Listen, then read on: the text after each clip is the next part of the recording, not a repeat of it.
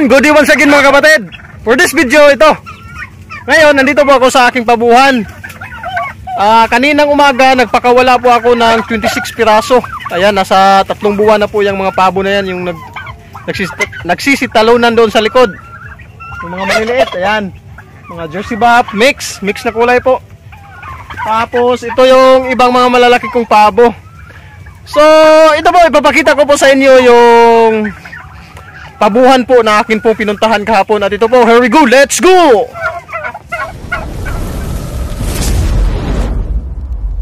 Kung nakikita nyo mga kapatid, ito lang po yung aking pabo. Ayan, may ilang pabo.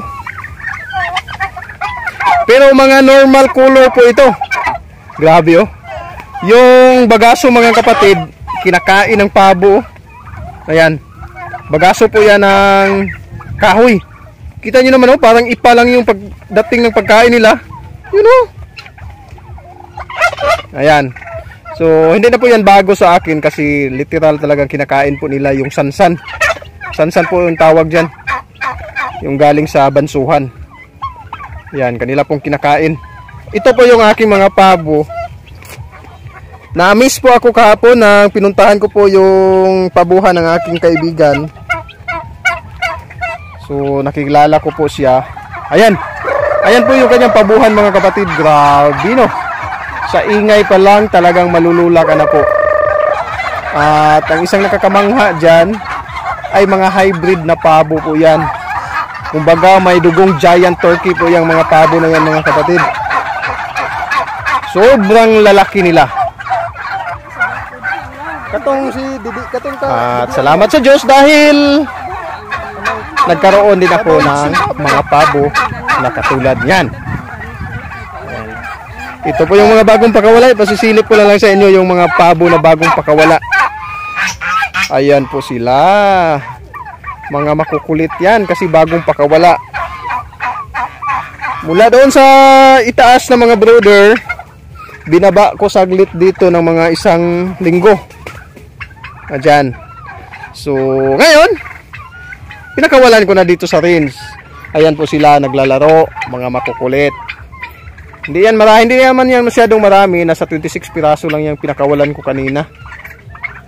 Hindi ko lang nagawa ng video. So, ngayon, ipapakita ko sa inyo dito yung update sa aking 2 kwarto na mayroon ako. So, ngayon, mayroon pa akong 7 inilagay dito na Bourbon Red. Loobin ng Diyos sa 22 ay maglilimang buwan na ito. Ayan. Sisilipin natin. Tingnan natin ng malapitan. Bourbon Red. Ito yung yung unang batch nila. May naibenta na po ako mga ilang piraso nito. So, ngayon, ayan, mga binata at dalaga na Bourbon Red. Dito sa kabila, papakita ko rin sa inyo.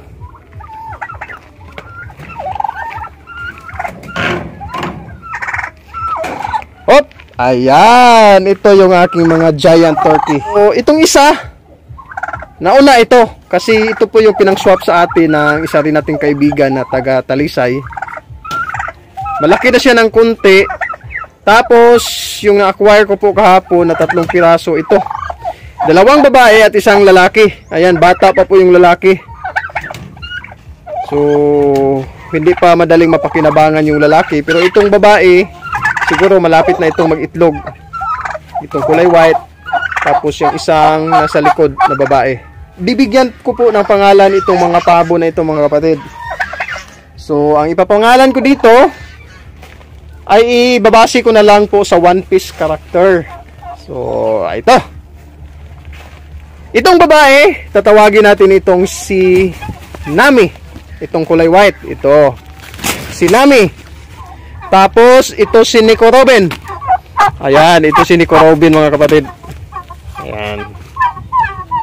Tapos, itong 2 lalaki, pinag-isipan ko, ang ipapangalan ko na lang dito, ito po si Sanji. Itong maliit na bata pa na lalaki. Sanji. Ayan.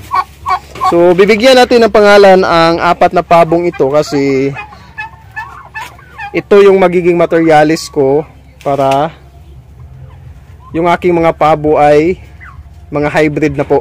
Kumbaga kung meat type yung mangyayari, ay malalaking klase na po yung aking pabo.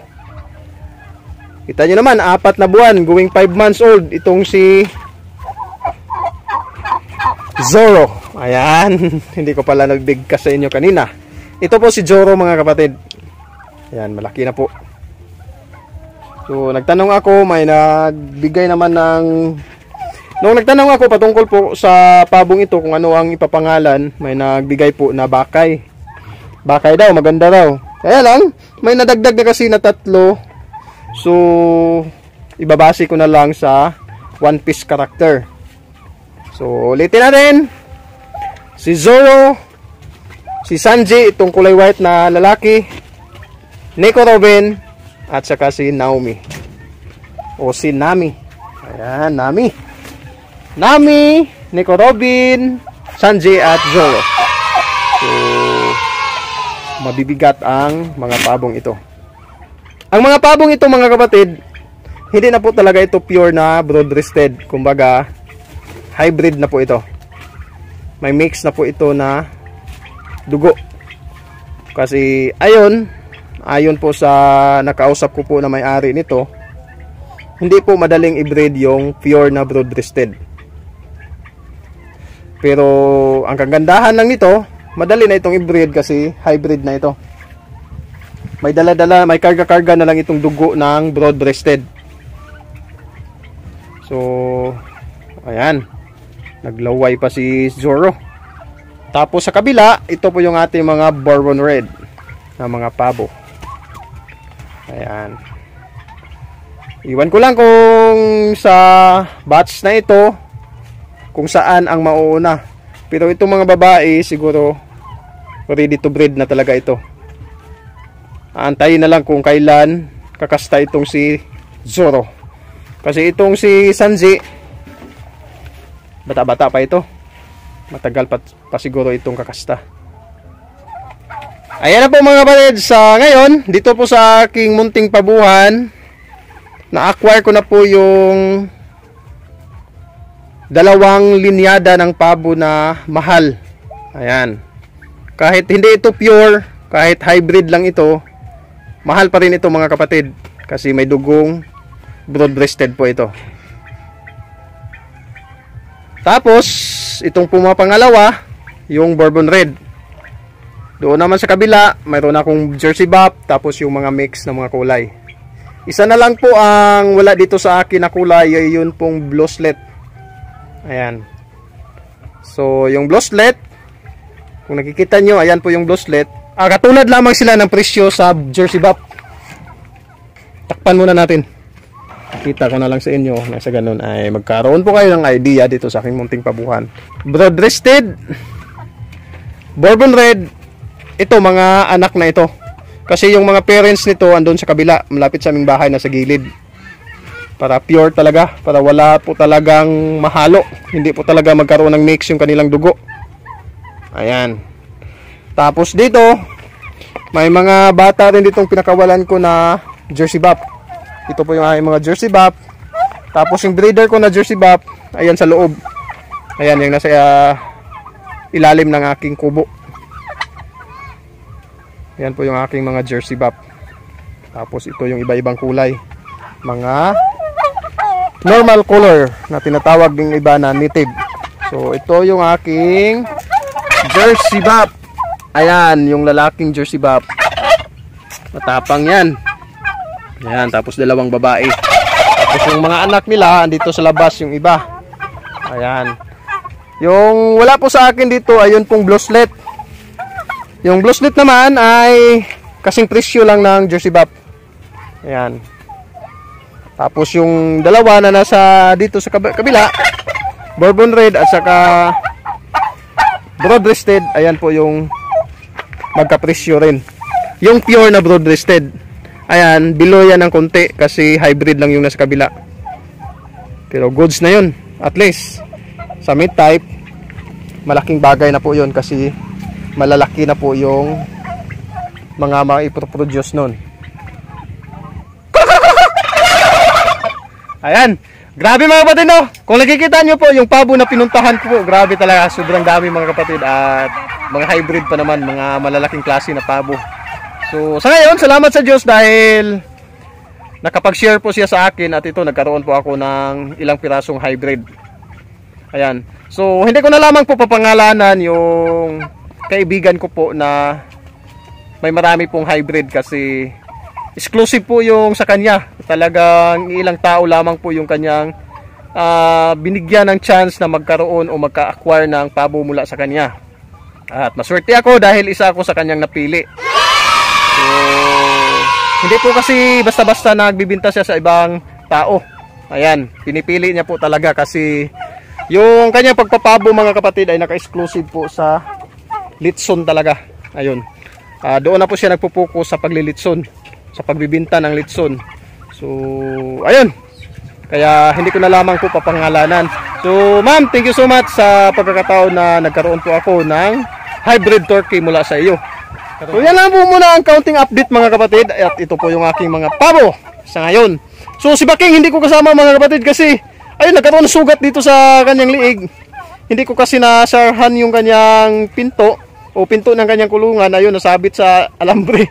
So, ayun sa kabila, hindi ko na lang muna dinala kasi kailangan ko na rin siyang patahian ng sapatos. Kasi masakit na dito sa aking balikat. Pag kinakarga ko siya, talagang napakatulis na ng kanyang kuko. Ayun, magdi-DIY ako or magpapa-improvise ako ng gloves. Para na sa ganun ay hindi po magiging matulis yung kanyang kuko. Talagang masakit na dito sa likod mga kapatid. Kasi yung kanyang kuko ay parang bumabao na po sa balat. Maraming salamat po sa pagsuporta niyo sa aking munting channel at sa mga customer at mga buyer ko po na parating bumibili dito sa aking munting pabuhan. Maraming salamat po sa inyong lahat. Kanina nakapagbinta po ako ng 7 piraso na sisiw ng pabo. Ayan, dinala po sa Carmen. Tapos 17 itlog ng pabo naman dinala doon sa Daan Bantayan Island. Ayan. Sir, salamat po sa inyong dalawa. Hanggang dito na lang mga kapatid. Lagi nyo pong tandaan na paggawa ng mabuti ay di nagbubunga ng masama. See you on my next vlog. Bye-bye.